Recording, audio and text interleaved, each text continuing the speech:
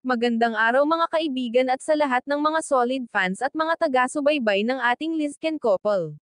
Isang lalaki ang nagpatunay kung gaano katatag ang Lizken couple sa kabila ng pang-aalipusta ng mga bashers.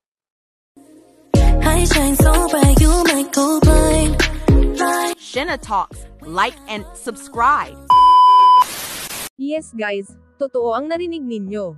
Kamakailan nag-viral ang isang reply comment ng isang lalaki sa isang bashers ni Liza Soberano na nagsasabi na pinagpalit. Ito ay ang isang reply comment ni Joby Hill, ang panganay na kapatid ni Enrique Hill.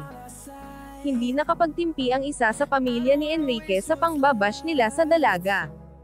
At ito ang nagpapatunay kung gaano katatag at buo pa din ang Lizken couple. Pinatunayan ni Joby Hill na mali ang mga binabato nila sa mag-couple.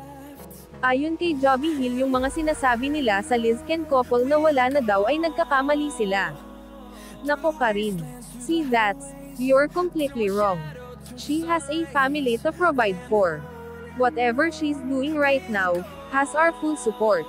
So I suggest you, keep your mouth shut, before you further humiliate yourself. Sa ganong comment ng isa sa kapamilya ni Enrique, napatunayan natin ang pagiging matibay at matatag na relasyon both Liza Soberano at sa buong pamilya ni Enrique Hill.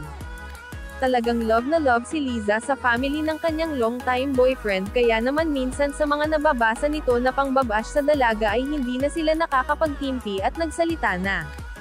Para sa mga bashers ng Lizken, talagang hindi nyo po matitinag ang relasyon ng dalawa kasi alam at nakikita natin na malalim na ang pinagsamahan nila sa kabila ng lahat ng mga nangyayari. Thank you sa mga solid supporters ng Lizken couple. Mabuhay po tayong lahat. Thank you for watching.